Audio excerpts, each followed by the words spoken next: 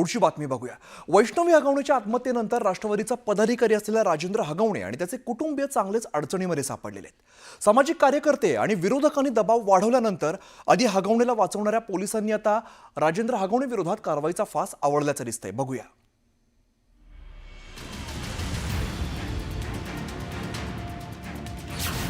हवरट हगवणेचे पाय आणखीन खोलात, गाड्यांची जप्ती, बँक लॉकर सील, मावळातील फार्म हाऊसवरही छापा। वैष्णवी आत्महत्या प्रकरणी कारवाई। राष्ट्रवादीचा माजी पदाधिकारी असलेल्या राजेंद्र हगवणेची सून वैष्णवी हगवणेच्या आत्महत्येने अवघा महाराष्ट्र हादरलाय। कोट्यवधी रुपयांचा हुंडा घेऊनही पैशांच्या लोभी हगवणे कुटुंबाने वैष्णवीचा मानसिक आणि शारीरिक छळ करत तिचा बळी घेतल्याचा आरोप वैष्णवीच्या वडिलांनी केलाय।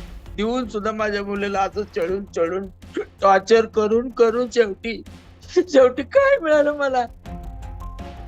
या प्रकरणी सुरुवातीला पोलिसांचं दुर्लक्ष झाल्याचं उघड झालं आणि यावरून टीकेची झोड उठली। हगवणेमुळेच पोलीस अडचणीत आल्याचं पाहून आता पोलिसांनी हगवणे विरोधात कारवाईला सुरुवात केल्याचं दिसतंय। हे क्रिमिनल माइंडचीच लोक होती। दोन सुनांना छळण्याचं त्यांनी काम केलं। त्यामुळे पोलिसांचं मला आश्चर्य वाटतं, कारण आम्हाला कायम अभिमान आहे महाराष्ट्र पोलिसांचा आणि मुंबई पोलिसांचा, की अशा वाईट महिलांच्या बाबतीत घाणेरडं वागणूक करणाऱ्यांना आमची पोलीस महाराष्ट्राचे असतील किंवा पुण्याचे असतील अगदी पक्का न्याय देतात महिलांना। वैष्णवीच्या आत्महत्येनंतर 7 दिवस फरार झालेला राजेंद्र हगवणेच्या अटकेनंतर आता पोलिसांच्या तपासाला वेग आल्याचं दिसतंय। पोलिसांनी राजेंद्र हगवणे जिकडे लपून बसला होता त्या मावळातील बंडू फाटकच्या फार्म हाऊसवरती छापा टाकला। याच फार्म हाऊसवरती हगवणे लपलेला होता, पण पोलीस येण्या अगोदरच तो फरार झालेला।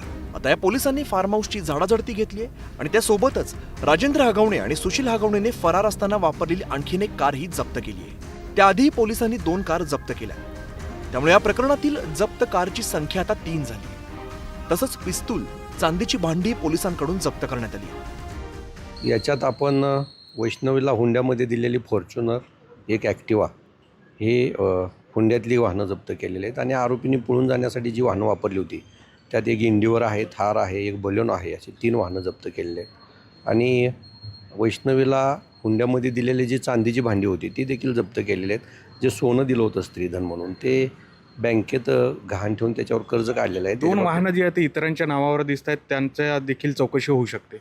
जे याच्यात समोर येणार आहे त्या सर्वांची चौकशी आपण करणार आहोत।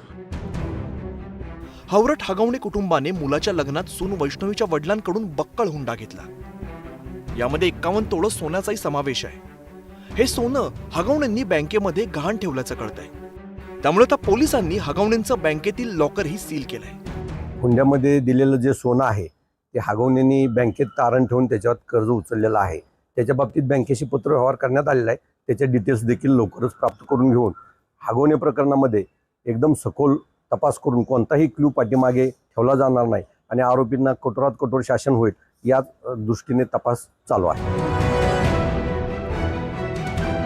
हगवणेंच्या लोभी प्रवृत्तीचा अखेर वैष्णवीच्या आत्महत्येनं झाला। शशांकला त्याच्यावरती प्रेम करणारी पत्नी ओळखता आली नाही आणि राजेंद्र हगवणे आणि लता हगवणेला सून कळली नाही। ना सुशील आणि करिश्माला वहिनी जाणता आली। सर्वांनी मिळून 9 महिन्याच्या बाळाची आई असलेल्या वैष्णवीचा इतका छळ केला की तिने 2दा आत्महत्येचा प्रयत्न केला। पहिल्यांदा ती वाचली, पण दुसऱ्यांदा मात्र ती थेट गळफास लावलेल्या अवस्थेमध्ये आढळली।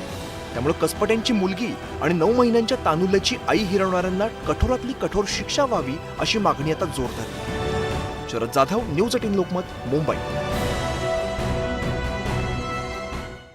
दरम्यान वैष्णवी आत्महत्या प्रकरणामध्ये गुंड निलेश चव्हाणच्या अडचणीता वाढलेल्या आहेत, कारण चव्हाणच्या विरोधामध्ये लुकआउट नोटीस जारी करण्यात आलेली आहे।